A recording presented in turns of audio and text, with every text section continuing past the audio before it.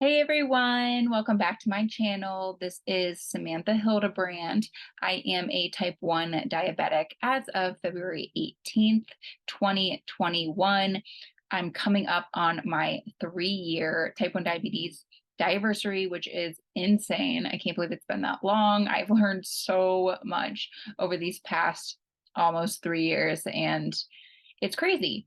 So today I thought it'd be really cool actually to go through some blood test results that I had. I've recently been to a few different types of doctors, but I recently went to my endocrinologist. We ran some more tests, and I thought it'd be cool kind of just to give you a live view into my life and my blood and show you more about my blood tests.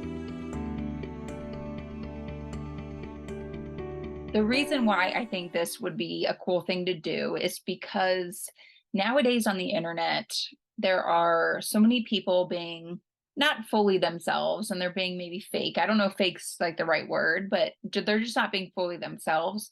And I actually listened to another podcast related to health, and the girl that runs the podcast always goes through her own test results.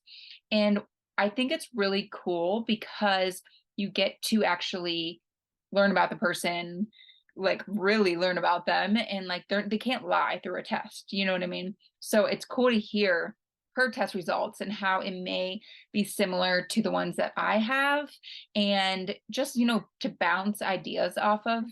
I know I don't know this person, obviously, but it's cool to hear like another person that might have the same test result as you, or if you think one of your test results doesn't seem right, like, and somebody else might have a similar one, then you don't feel as alone in the process. So I wanted to walk through some of mine with you and be true and honest. And I'm going to show you, like, I don't know, you probably can't see, but like literally what my test results were, so you can see what I'm doing as a type 1 diabetic.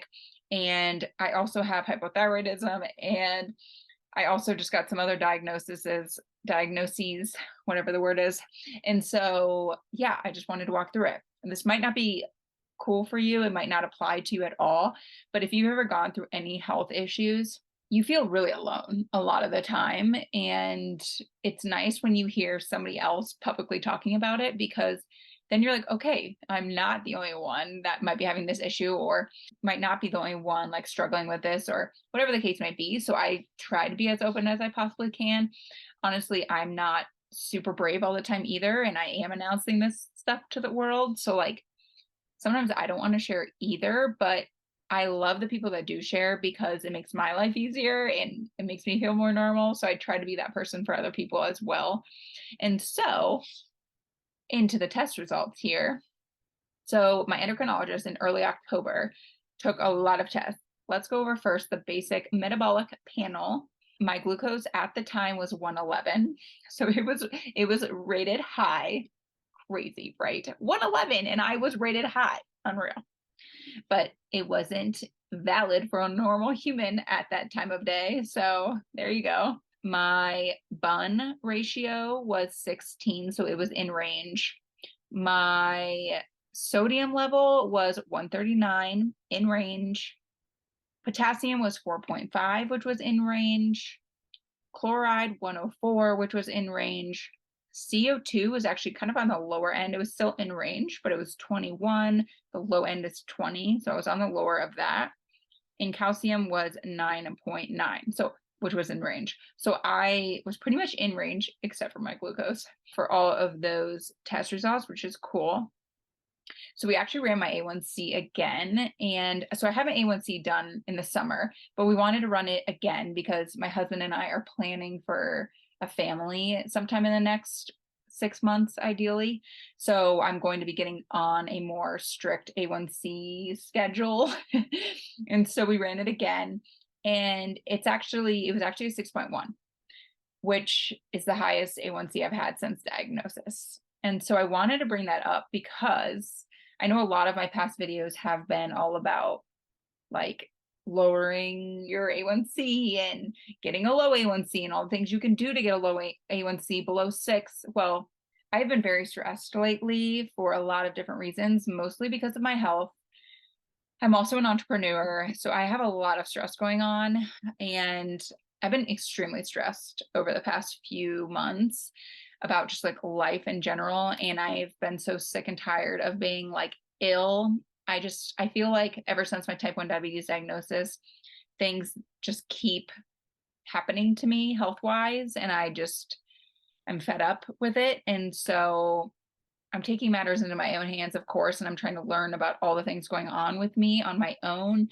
But when you do that, it also brings a lot of stress because you're getting so much information from so many different sources that like, I don't know, it's like stress and frustration and just annoyance. And so I was actually pretty upset when I saw that A1C because I've been like pretty much under 6 since diagnosis, and I was a 6.1, which I know it's still good. So I apologize. Like, I'm not trying to come off like that's not good because I know it's good.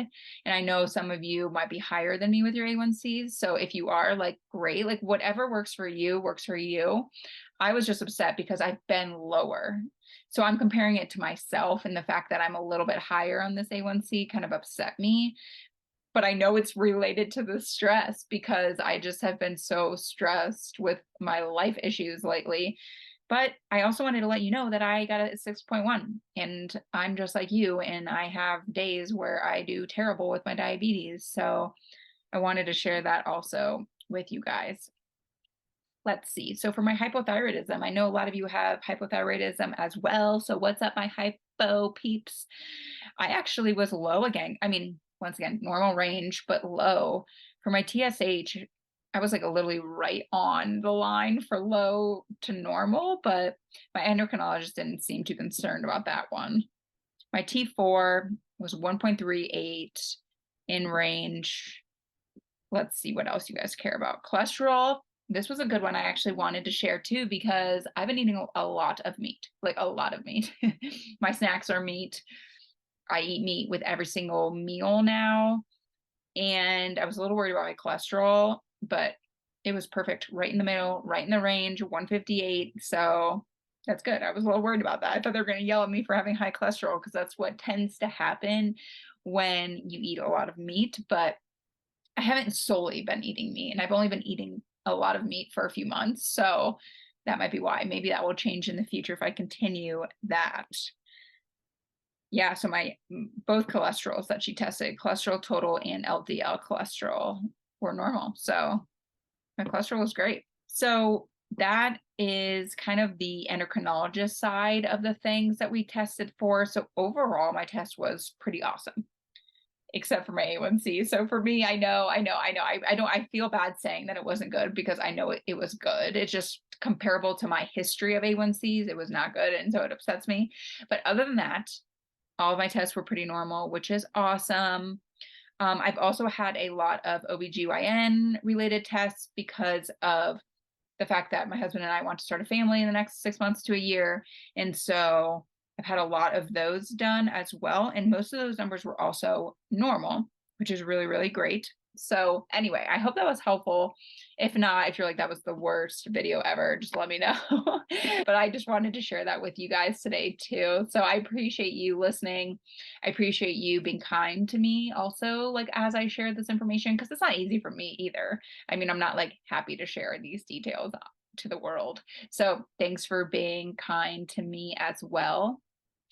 The other thing I wanted to mention is I am taking December off of social media. Well, really just YouTube and our podcast. We're taking a break. So you will not get anything the month of December because we're going to start season 2 of everything in 2024. So the month of December, you won't have anything. I want you guys to spend time with your families. I want to spend time with my family and just hang out and chill and relax. And so nothing will be happening in December, but I will be back in January. Of course, I will be back in January. But you have another month of me because we still have November. So please take the time to listen in November, then take a break in December, and I will see you guys back again in January. But I'll see you next week. Okay, see ya.